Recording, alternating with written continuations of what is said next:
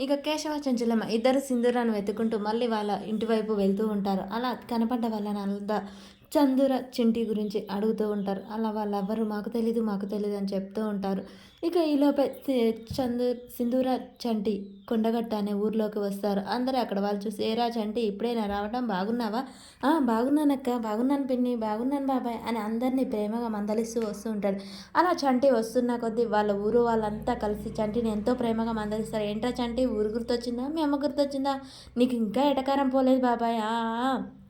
సరే, సరే వెళ్ళు ఇంటికి వెళ్ళు" అనగానే అలా వీధిలో పిల్లలు కలుస్తారు. ఇంతలోనే ఒక అక్క కలిసి, తమ్ముడు బాగున్నావా? ఏంట్రా నీ పెళ్ళాన్ని తీసుకొనొచ్చావా?" "అయ్యో! అలా కాదక్కా. ఈమె మా యజమానురాలు. అలాగా చాలా లక్షణంగా ఉంది. లక్ష్మీదేవిలా ఉంది" అని చెప్పగానే, "అమ్మాయి గారు ఇక్కడ పల్లెటూరు కదా అలా అంటారు. మీరేం పట్టించుకోకండి. సరే రండి అమ్మాయి గారు రండి" అనగానే, "పద్మక్క బాగున్నావా?" "ఆ! బాగున్నాను తమ్మీ. ఈ అమ్మాయి ఎవరు?" "మా యజమానురాలు. చాలా మహాలక్ష్మిలా ఉంది. ఇంత అందమైన అమ్మాయి రావాలి నీకు భార్యగా" అని చెప్తూ అనగానే, "అయ్యో అక్క!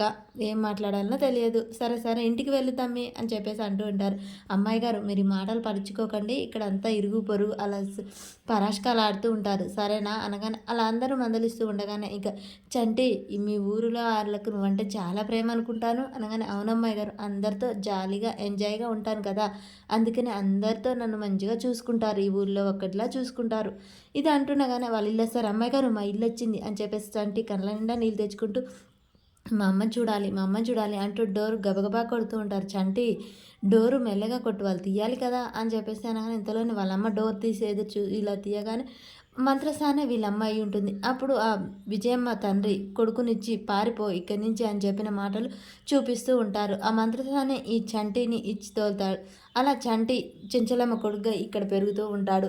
ఇక ఒకసారిగా చూసి, "చంటి, చంటి" అని చెప్పేసి బాగా ఏడుస్తూ ఉంటుంది. "అమ్మ ఏంటే ఇలా అయ్యావు? బాగా చిక్కిపోయావేంటి? నా మీద బెంగ పెట్టుకున్నావా?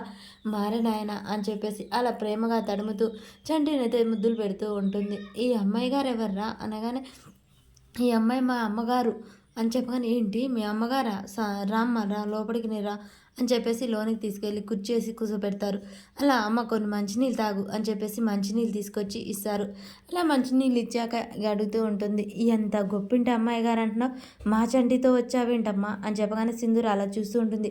"తప్పుగా అనుకోకమ్మా, ఇంటికొచ్చిన వాళ్ళు ఎందుకొచ్చావా అని అడగకూడదు. కానీ అంత గొప్పోరు కదా! మా చంటి గారితో మా ఇంటికి రావటం ఏందా అని భయంతో అడిగాను. మా చంటి ఏదైనా తప్పు చేశాడా అమ్మా?"